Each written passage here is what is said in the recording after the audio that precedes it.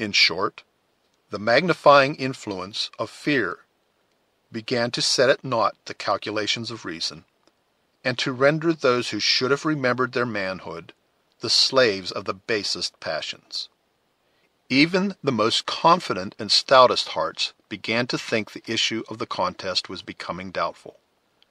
and that abject class was hourly increasing in numbers who thought they foresaw all the possessions of the English crown in America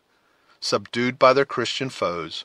or laid waste by the inroads of their relentless allies. When, therefore, intelligence was received at the fort which covered the southern termination of the portage between the Hudson and the lakes, that Montcalm had been seen moving up the Champlain with an army numerous as the leaves on the trees, its truth was admitted with more of the craven reluctance of fear than with the stern joy that a warrior should feel in finding an enemy within reach of his blow. The news had been brought, toward the decline of a day in midsummer, by an Indian runner,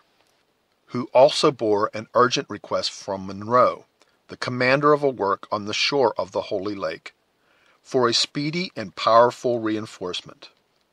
It has already been mentioned that the distance between these two posts was less than 5 leagues. The rude path which originally formed their line of communication had been widened for the passage of wagons, so that the distance which had been traveled by the son of the forest in 2 hours might easily be effected by a detachment of troops, with their necessary baggage, between the rising and setting of a summer sun. The loyal servants of the British crown had given to one of these forest fastnesses the name of William Henry, and to the other that of Fort Edward,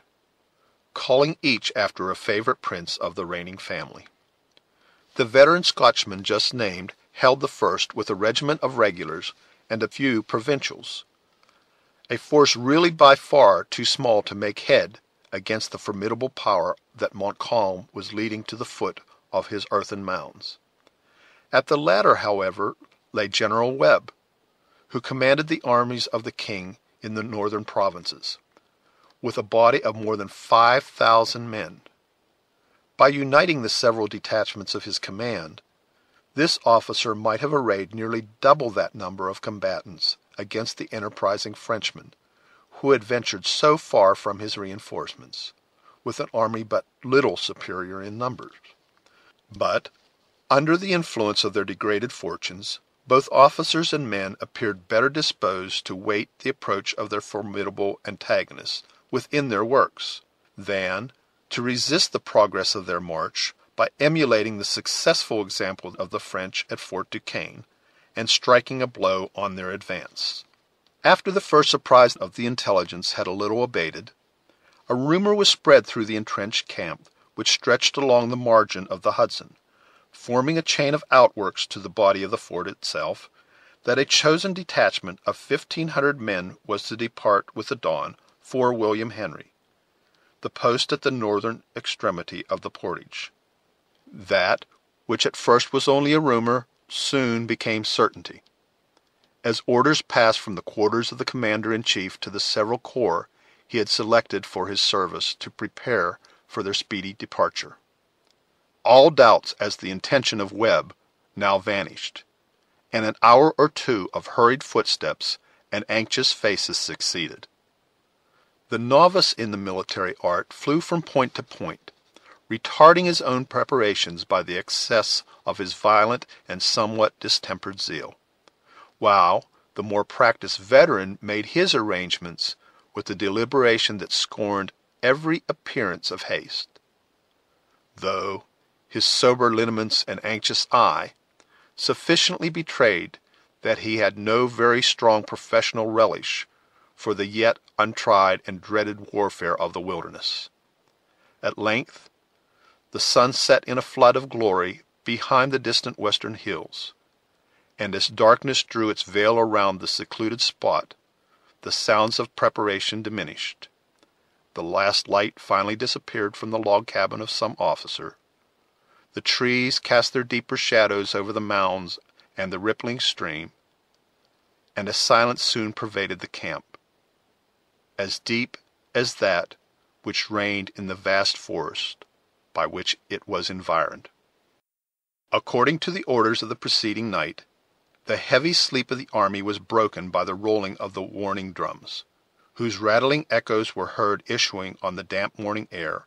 out of every vista of the woods. Just as day began to draw the shaggy outlines of some tall pines of the vicinity on the opening brightness of a soft and cloudless eastern sky,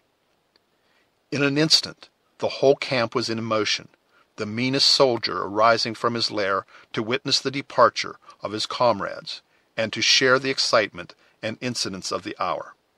The simple array of the chosen band was soon completed.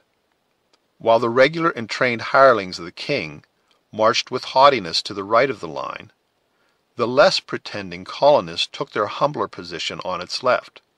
with a docility that long practice had rendered easy. The scouts departed. Strong guards preceded and followed the lumbering vehicles that bore the baggage, and before the gray light of morning was mellowed by the rays of the sun, the main body of the combatants wheeled into column and left the encampment with a show of high military bearing that served to drown the slumbering apprehensions of many a novice who was now about to make his first essay in arms. While in view of their admiring comrades, the same proud front and ordered array was observed until, the notes of their fifes growing fainter in distance, the forest at length appeared to swallow up the living mass which had slowly entered its bosom. The deepest sounds of the retiring and invisible column had ceased to be borne in the breeze of the listeners, and the latest straggler had already disappeared in pursuit, but there still remained the signs of another departure, before a log cabin of unusual size and accommodations, in front of which those sentinels placed their rounds who were known to guard the person of the English general. At this spot were gathered some half-dozen horses,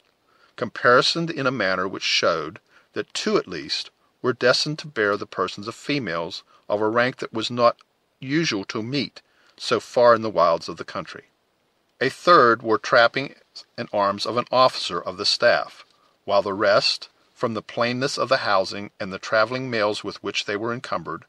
were evidently fitted for the reception of as many menials,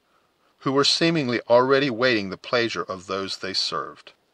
At a respectful distance from this unusual show were gathered diverse groups of curious idlers, some admiring the blood and bone of the high-mettled military charger, and others gazing at the preparations with the dull wonder of vulgar curiosity. There was one man, however, who by his countenance and actions formed a marked exception to those who composed the latter class of spectators, being neither idle nor seemingly very ignorant. The person of this individual was to the last degree ungainly, without being in any particular manner deformed. He had all the bones and joints of other men, without any of their proportions. Erect, his stature surpassed that of his fellows. Though seated, he appeared reduced within the ordinary limits of the race. The same contrariety of his members seemed to exist throughout the whole man. His head was large, his shoulders narrow, his arms long and dangling, while his hands were small, if not delicate. His legs and thighs were thin, nearly to emaciation, but of extraordinary length, and his knees would have been considered tremendous had they not been outdone by the broader foundation on which this false superstructure of blended human orders was so profanely reared. The